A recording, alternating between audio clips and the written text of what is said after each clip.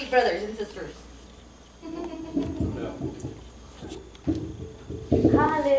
All right, we made it again to another day.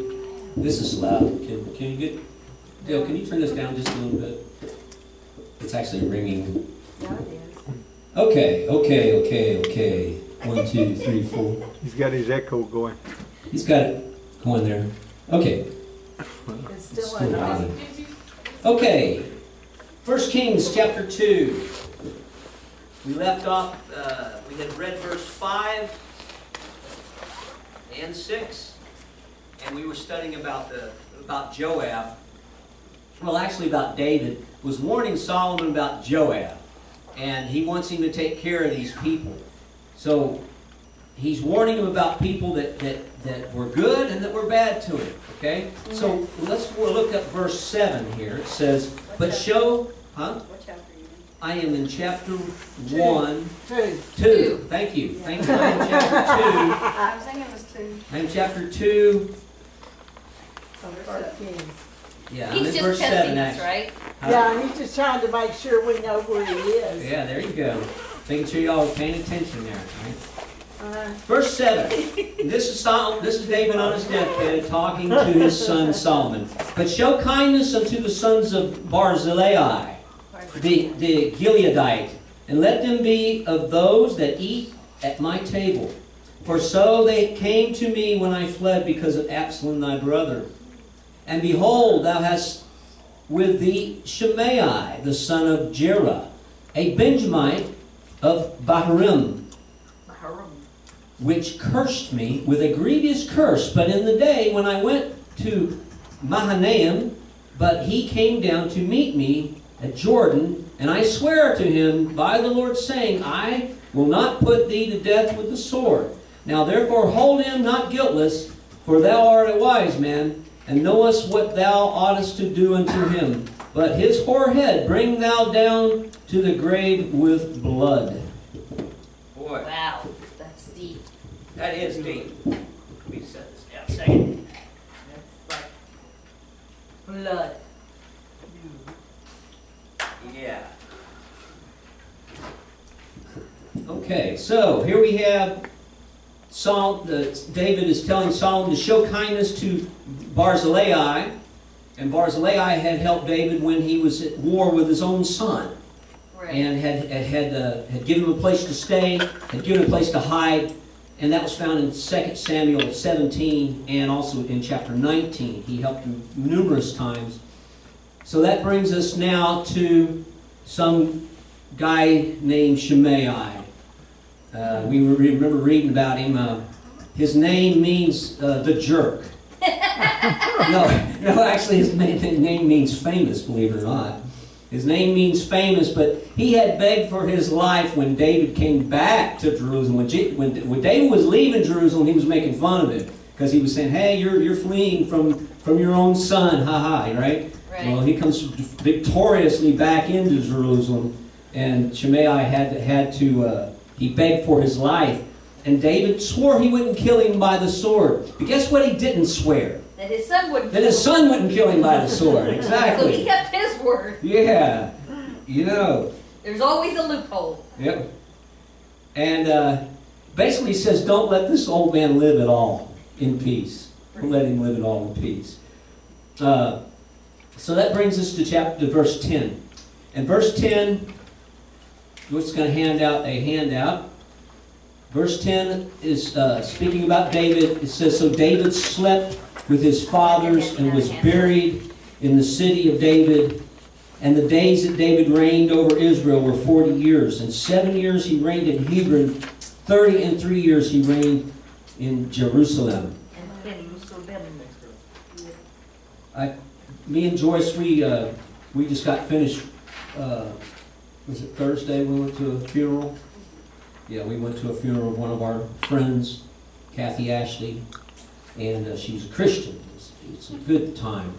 Sad, but good. Amen. You know? Good for her, sad for us. Exactly. And no more sorrow, no more pain. You know, she died of cancer, and it was very devastating. But we know that she's with the Lord. And here we see David dying. Although, did he die? Did the Bible say that David died? No, he says he slept with his father. He said he slept, didn't he? And we know that he did die. But in God's eyes, he didn't die. Because God tells us there's going to be a resurrection of the dead, and that to be absent from the body is to be present with the Lord.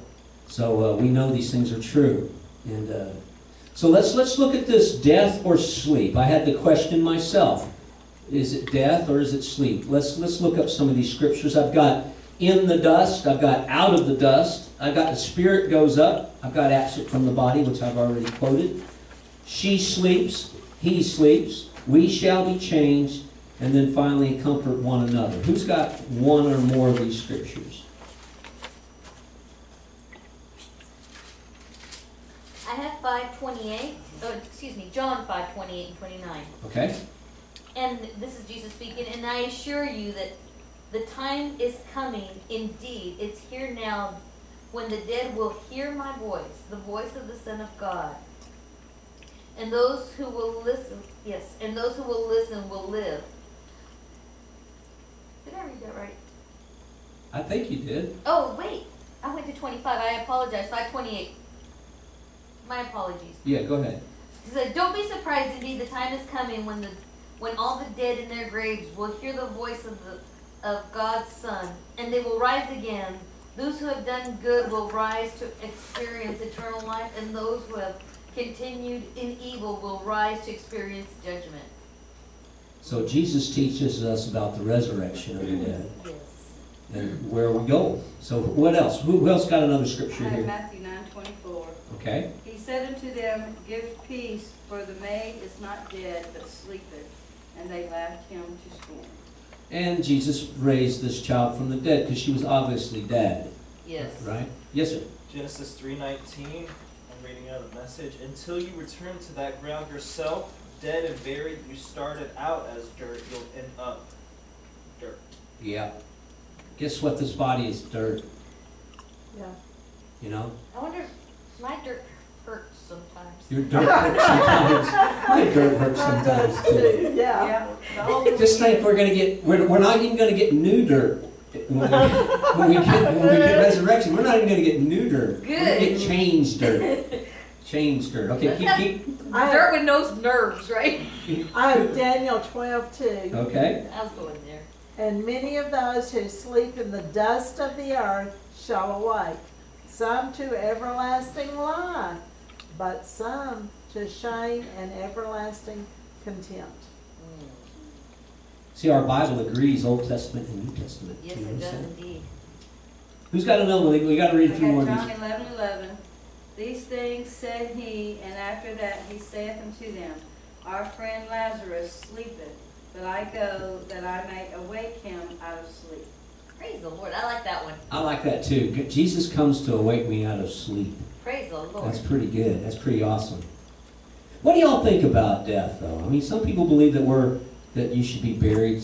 I myself think dust is dust. It doesn't matter where you're buried at or how you're buried. Myself, but I do believe that when we're absent from the body, we'll be present with the Lord. And some people think that scripture goes against the other scriptures, saying that the dead will rise up out of the ground one day when the voice of God comes. Right? Right. So is there a conflict? I say there's not a conflict. I don't And the think- reason I say there's not a conflict is that God doesn't go by time. No, he doesn't. When I die, it's the same time that everybody else is dying to God. There's no timeline. Right. He created the earth and the heavens, and they just go around in circles, and we divide them into days and nights. He says that's what it is, but he created it, and it's not. He doesn't go by a timeline. He's right. eternal. He's And that's something that we have a hard time contemplating, especially when it comes to death. Because as you get older, you're going to lose more people that you knew. Yes. And you'll find that death is never easy. It's real hard when you know the person, or most likely know the person did not know God. Right. It's easy when you know that who they are and where they're going, but it's never easy to have that person completely removed out of your life. You know what I'm saying? Other than a picture or a memory. I would love to call my dad up and say, Dad, I need some help. Or Dad, would you give me this advice? Cherish your loved ones. Amen. We shall be changed. It says here in the twinkling of an eye. Also says in 1 Thessalonians that we'll be caught up together to meet the Lord in the air. The dead will rise first, and then those who shall remain will be caught up to meet him in the air, and there we will ever be with him. It doesn't say we'll be with him in the air forever. Did you notice that? It just says we will be with him forever. Yeah, that's another thing. Some people like to change the scriptures a little bit. All righty. That was good, right? Now, let's go back to what we were reading about David. David in verse 11 of chapter 2. It says that he reigned... I need to back up a little bit. He was buried in a city, and that was not normal. The graveyards are normally not within the city gates. They are outside the gates. Just like most of the time when you go to a cemetery, it's not right there in front of the courthouse. It's usually somewhere else. You know what I'm saying? It's funny because that's the way it was, and then cities started to populate, and that's what happened. Yeah. I remember that very much in my youth. Even churches, that sometimes they have a cemetery plot, but it was a little bit away from the church if they had land. Usually they wouldn't build it right next to the church. But a lot of churches do have cemeteries right next to them. So he was buried in the city and in a special sepulcher with his name on it, so it was a special honor. And do you know that there is a mosque of David there to this very day? I'm talking about a mosque. Right? The city of Jerusalem, Mount Zion, where the dome is at, that's where David was entombed at one time. They think that's what Muslims teach. Who knows? They believed in David. They had the same Torah that we did, but they listened to a false prophet. Let me make that very clear. They listened to a false prophet. Well, I mean, they just need to get just a shed of little bit of in there. It's like the Mormons. You know, they just have to skim it just to make it look like it's the gospel. Yeah. Well, it's just like the Bible. You can pull things out of it to make it anything you want it to be. Exactly. The Quran's that way too, except there's very, very blunted scriptures in the Quran that's anti-Jesus, and that's where Christians have to be very wary about the Quran. Don't believe everything you say, you hear, even about the Quran, because I've seen stuff that Christians throw out on the internet that's not true. Now, why would a Christian do that? I have no idea. If we're going to say something about Islam, you better know your facts. Exactly. They're public. And I don't suggest everybody go and get them a Quran, because that's a weird book to read. No, I mean, we don't need to do all that. No. Read your Bible. The Bible has it all in there. You don't really need to go to any other source. Those people that give the wrong information are ignorant. They are. And in these last days, we better be wise, just like Solomon asked for wisdom. Now, okay, look at again to the scriptures here. David reigned a total of 7 years in Hebron, but he reigned in Jerusalem 33 years. What else happened for 33 years around the time in Jerusalem? Jesus. Wow. Jesus lived exactly 33 years, and so David reigned exactly 33 years. And I think that's kind of an interesting parallel there that I wrote down. Okay, so let's go to verse 12. Adonijah speaks to Bathsheba. Then sat Solomon upon the throne of David and his father, and his kingdom was established greatly. And Adonijah, the son of Haggith, came to Bathsheba, the mother of Solomon, and said, "Comest thou peacefully?" He said, "Peaceably." He said, "Moreover, I have somewhat to say unto thee." And she said, "Say on." He said, "Thou knowest that the kingdom was mine, and that all Israel set their faces on me, and that I should reign. Howbeit the kingdom is turned about, and is become my brother's, for it was from the Lord. And now I ask one petition of thee, deny me not, and say unto him, Say on. And he said, Speak, I pray thee, unto Solomon the king, for he will not say thee nay, that he give me Abishag the Shunammite to wife. And Bathsheba said, Well, I will speak for thee unto the king. All right, we're going to stop there. Now, it's interesting here that Adonijah, his name means worshiper of God. And Hagiath, where he was from, means festive. And he waits for David to die, and then approaches Bathsheba and asks for a young virgin nurse that was helping his dad in hospice. Wouldn't you say does that sound right? Yep. And then in verse 14, he tells Bathsheba that he wants to give her a piece of his mind. And you know what? There's a problem when you keep giving people a piece of your mind. You run out of mind after a while. You get mindless. You become mindless every time you give somebody a piece of your mind. Keep it for yourself. Now he's telling the queen what she's supposed to know. And Bathsheba's not his mother. The kingdom, No. he says, the kingdom was mine, mine, mine. Right? And everyone looked up to me, me, me. And I was supposed to be king. But no, the kingdom is given right out under me to my little brother. Pity party. He says, the people wanted me, but God chose Saul. Well, I mean, there must be also a lot of stuff, a lot of underlying stuff with that. Okay, not only is he a little brother, then the way he ended up marrying Bathsheba. Maybe he knew, maybe he didn't. We don't know, because, you know, kids sometimes don't know what was going on in adult lives. Sometimes, but were people talking? I would say David has a dysfunctional family. At least. Any man that has more than one wife has a dysfunctional family. Yeah. Yeah. Yes. Anytime you have a sibling or a relative that doesn't agree with you, it's going to be dysfunctional. Yes, sir. It's going to be dysfunctional. You're right. And thank God for wise people. And now Bathsheba, she agrees to speak to him, right? So Yeah. here, let's keep going with this. Verse 19.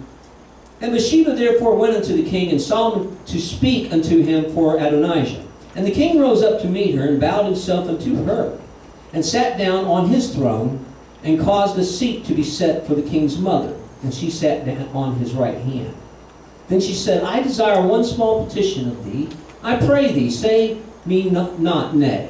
And the king said unto her, Ask on my mother, for I will not say nay. And she said, Let Abishag the Shuhite be given unto Adonijah thy brother to wife. And King Solomon answered and said unto his mother, Why hast thou asked Abishag the Shuhite for Adonijah? Ask for him the kingdom also, for he is mine elder brother, even for him, for Abiathar the priest, and for Joab the son of Jeriah. Okay. How did Solomon react to the request from his mother? Not very good. Sound you like it, you didn't like it. First reaction, why? Yeah. And then he says, Give the traitor Adonijah, who escaped the wrath of my father David by clinging on to the horns of the altar. That's 1 Kings 1 we read. Right? He says, why not just give him the whole kingdom? Just give it all to him. Boy, he's talking to his mom. He's my oldest brother. He can do this now. Yeah, he's the king though, right? And you notice he gives her honor though. He sets her down next to him as the second in command. Yes. And when you're sitting on a throne next to the king, you're second in command. Any Robin Hood movie, you know those guys next to the king or his henchmen. Right. You know. He says he is my oldest brother. He has a priest. He has a general, and now he wants the king's wife. Wow. All right. Verse 23. Oh my. Adonijah is executed. Then King Solomon sware by the Lord, saying, God do also to me and more also, if Adonijah hath spoken his word against his own life. Have not spoken his word against his own life. Now therefore, as the Lord liveth, which has established me, set me on the throne of David my father, who hath made me a house as he has promised. Right. Adonijah shall be put to death this day. And King Solomon sent by the hand of Benaiah, the son of Jehoiada, and fell on him that he died. All right. But you know what? He had to do that. Don't cross the king. Remember. Well, I mean, because keep in mind, earlier he said, go home. Yeah. And here he comes being sneaky again. Yeah. So it's like if he would have let him live, he would have kept trying and trying and trying. Yeah. I mean, it sounds horrible, but that's really, because when I first read it and I first saw it, I was like, well, that's pretty strong. But when you look back, it's like he first told you, just go home. Yeah. We're okay. Go Yeah. home. Just go home. We're Go okay. mind your own business. Right. Take Go care hang of out. you. We're cool. But here he comes, and now he's trying to be sneaky. Okay, I couldn't go to you. Now I'm going to go to your mom. And let Exactly. me do this. And and if you look at it, what would have happened if he would have gotten the girl? What did he really have real intentions, or was it that because she had been with David, maybe he could say, oh, that this was done slyly? Would he have lifted false witness against Solomon? I mean, what would have happened? Sorry. There's just so much to it. So it's like, and what would he have tried next? Yes. And notice in verse 24, Solomon says something interesting that's just one word I think is really interesting. Now, what was happened in the past is past. He says, now, a new beginning, I'm a new king. Yep. I'm seated in the seat of power instead of my father. He also proclaims that God has promised this. He promised to give my father a house that I would build, and he built it, the bayit, the family place, the dwelling place of God even. And you notice, we're going to find out that Solomon builds God's house first, where David built his own house first. Right. Okay, and Solomon sends his chief bodyguard and assassin and has Adonijah executed. This gets us to the rest of the people he's going to have to deal with. Right. Solomon to Abiathar. I wrote on here, you're fired. Unto Abiathar, the priest said unto the king, get thee to Anathoth, unto thine own fields, for thou art worthy of death. But I will not at this time put thee unto death, because thou bearest the ark of the Lord before David my father, and because thou hast been afflicted in all wherein my father was afflicted. So Solomon thrust out Abiathar from being priest unto the Lord, that he might fulfill the word of the Lord, which he spake concerning the house of Eli in Shiloh. So when we study this here, it was told that Eli would be the very last lineage of priest from the lineage of Eli, from the father. So that left no priesthood in the family of Eli. All right, so we have run out of time. Next week we're going to start off in verse 28, where Joab seeks sanctuary. And we'll see if we remember that. Yeah. Remember that. Verse 28, chapter 2 of 1 Kings. Sister Grisham, keep us straight. Well, I don't know. I got it wrote down. I do too. I just have to go He through. could have gone wherever he went. I would have gone with him again, because I've read it a couple of times. So it's like, I just have to go through my notes. Through my filing cabinet. I'm learning. I'm hard with. Just have to go through my filing cabinet there you go. and hope I